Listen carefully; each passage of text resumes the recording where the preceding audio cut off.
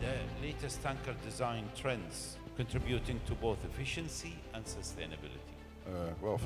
Thanks for the question. I think what you see in tanker design, or maybe more general in ship design, is that we are not upgrading existing designs. We talk about new designs, literally from hull to bridge, new engines, new design propellers, quite often with the shipyards already providing energy-saving devices, providing 2 to 5% reduction in fuel consumption already, and quite often standard. And then, if you think about the options they offer, wind assist vessels, PTO, PTIs, and fuel flexibility. What do I mean by fuel flexibility? Is we see a lot of designs which are either LNG ready, methanol ready, ammonia ready, which is basically the ships are being prepared for future fuels. They can't run the fuels at a minute, but they do have space available, they do have the trunking available, which gives an owner a lot of flexibility in the near future. Excellent. So therefore, that's where you sort of touching on this green, sort of transition for existing vessels, and perhaps also what we do on existing vessels, it will be also in the new builds, very much the same, that you're bringing the same technology. But I go to Ning here. So how is the global ship sale and purchase market adapting to these new designs? Okay, there are some new building investment also. There are some second hands. Yes. So if we look at the new building first, so you can see definitely from every sector, there are some greenfield, capable, ready thing investment on this. And you can see early this month, there is some IMO voting. They have some postpone on the IMO net zero framework. So somehow I think the impact for this is that certainly the direction the industry is still heading for the green decarbonization trend, but the pacing, the rhythm may be adapted a little bit based on this new uncertainty. It's quite interesting, this decision made by the IMO. Somehow the pressure is off a little bit, and it gives a breather for the system. You know, when you have too much pressure, we are made to perform under pressure, but when you have too much pressure where decision making, it's very much related to articulating, creating something new. Maybe the outcome is not so good, so I see blessing in disguise, giving the system a bit of a breather. But anything that you do comes with a risk. How BNI looks at that, Captain Gangan? Yeah. So PNI is mainly collaboration. It's mainly to do with information sharing. It's mainly to do with not taking away what the owner's responsibility is, but equipping them or providing them the equipment in terms of knowledge, in terms of whatever we can share in the industry, and making them ready for these, whether it's a regulatory change, whether it is a move towards decarbonization, things like that. Excellent. So maybe I go to, from the painting and coating side, Captain. So what's your take on this? I know you've shared it on your presentations, perhaps from what you've heard just now, maybe you want to contribute further? It is basically there are available technologies out there. I understand the industry. I love this industry. We are looking forward to what the future brings. But right now, contributing to efficiency and sustainability, there are available technologies. And from coating perspective, to changing the coating selection habit, it's gonna contribute significantly, up to 3% fuel saving, and plus the sustainability side is very solid numbers of cutting the CO2 reduction. So perhaps what we need to look at is that what is available to us right now, while we are looking at the future possibilities. Excellent.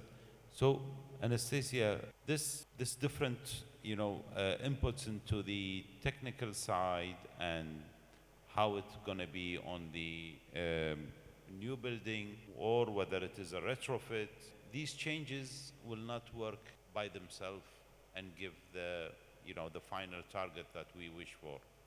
Alternative fuels also is a big number within the formula of reducing our emission. So how do you view the current landscape for alternative fuels for tanker shipping? It's to you, Alexandra. Well, I see, in my opinion, I see that the future years are going to be dominated by multi-fuels. I think that we have said before that the IMO is looking for 30% decarbonization by 2025 and zero emissions by 2050. So keeping into consideration that the average life of a ship is about 25 years, 2050 seems a long way ahead.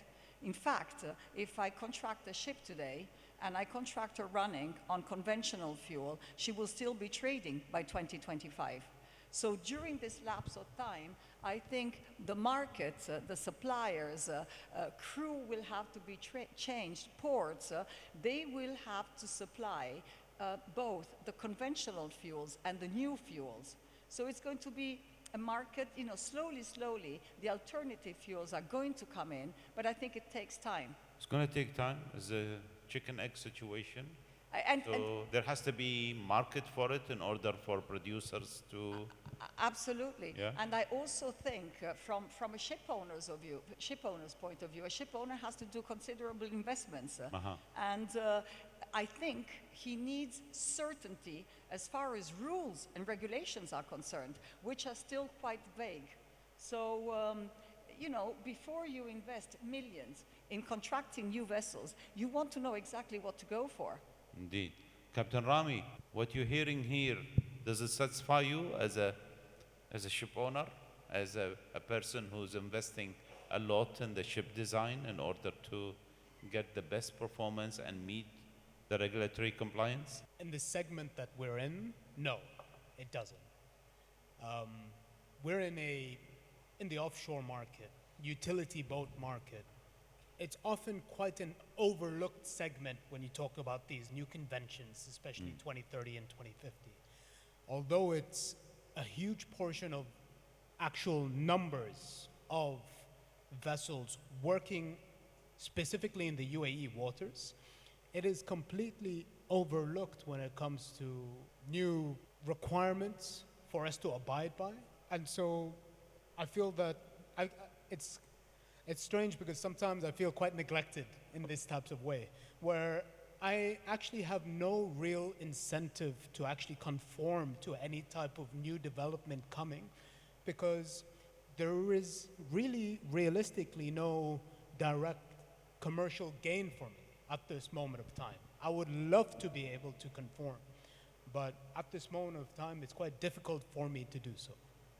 Okay, but then anything that we do, it has to be somehow monitored through connectivity.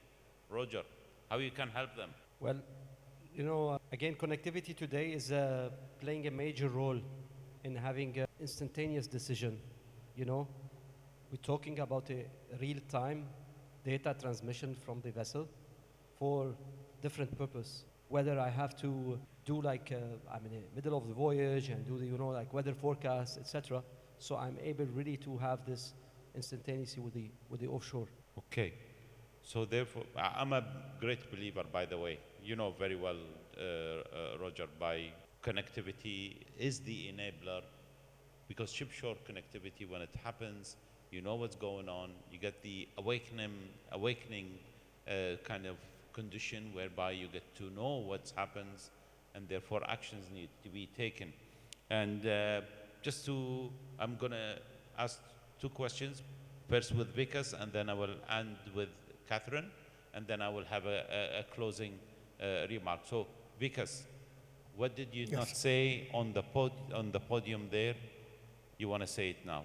Yeah, actually I wanted to show, more than say, because our action of buying the vessel online through our platform was, it was just 4 minutes on our platform. Now, you can invest $1,000 on any of the assets which are listed on the platform, and you can buy that. So if you want to tell people in a very short sentence, they go somewhere and find out more information or reach out to you, how you say that? Shipfinex.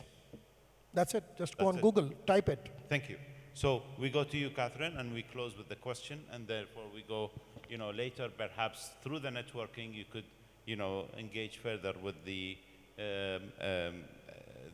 attendees here.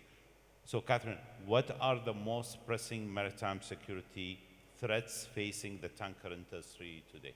Well, thank you, Ali, very much for that question. I would say that at this particular moment, we do have multiple threats that are actually coming from geopolitics and also economic instability, regional economic instability. So piracy have been classical maritime security threat that's been there for years and years, and we've been in the industry from the time when this issue just occurred. I still remember negotiating with the pirates ransom drop for one of our client ships that was many years ago. So I would, of course, put piracy as one of the ongoing major concerns that are not as much on a heightened level as maritime terrorism. Maritime terrorism, unfortunately, is directly connected to the geopolitics and instability, regional instability, specifically in Gulf of Aden, Bab al-Mandeb, and Red Sea.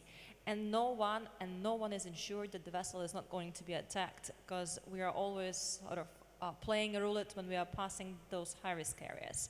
And of course, also regional instability here that we call maritime aggression due to various political also reasons. And I would like also to spotify the matter that with the help of the due diligence that we have, we can monitor and also pre-scene certain incidents that are happening out there in the high-risk waters. So, excellent. So therefore, on top of the challenges that we have, whether it is decarb, digitalize, training of people, upscaling, and so on, still this subject of maritime security is something that you can't shy away from. So therefore, I want to wrap up. Trevor, pay attention, please. I know you've taken a video. Right. How did you do it, Trevor? So what I mean is, yeah, I know. It's work of magic. And I think if I sum it perhaps in 4 words: hard work, persistence, I can't read my own writing, discipline, and commitment. And ladies and gentlemen, this year, what did we have? We had ship finance, TAC, which is the Transport Aviation Climate Change Conference. And also we had the IMO Maritime Day parallel event, which was powered by the Maritime Standard. Thank you very much, Trevor, for that very opportunity, and thanks to the Ministry of Energy and Infrastructure and Her Excellency Hassa. And therefore, today we have the Tanker Conference. Hey guys, 10 years. Well done, Trevor. And what we say is, keep going, stay focused. Earlier session, I had a question, but sometime, I don't want to ask questions in order really to allow the opportunity for others. But I wanted to ask, he's not here, it's good now to ask him, Dr. Ibrahim. I wanted to ask him a question. What do you think, what to do and what not to do? I mean, there's a lot of people here who works with this question. So what to do and what not to do? So what to do, I think, in my answer is one word: upscale. Upscale in whichever field you want, right? And not to do, don't shy away. Stay focused, get things done, and, what do we say, be consistent in doing what you need to do. And remember, old fix no longer fit. Therefore, what we used to do, the mindset of the past is no longer fit for today challenges. And I love what, hey, there he is, Ravi. Guys, speak to this guy. He has fantastic reports. I'm his friend as well. So therefore, we could, make the name mistaken. All right? So therefore, what I like is what he said is things are so fluid that they change in a very short time. And there it is. When we were there for the IMO during this MEBC from the 13th to the 17th, and who could have guessed that is going to be deferred for a year? And I think, you know, good for you, Secretary General, good for you, everybody who's working on this, because it needs time. And this too much pressure, you will get things wrong. And with that, I wish everybody the very success. See you next year, 2026. I'm sure there will be a fantastic time to talk about things what we have achieved and what we are about to face in the future. Thank you so much. Thank you, Maritime Standard. Thank you, Trevor.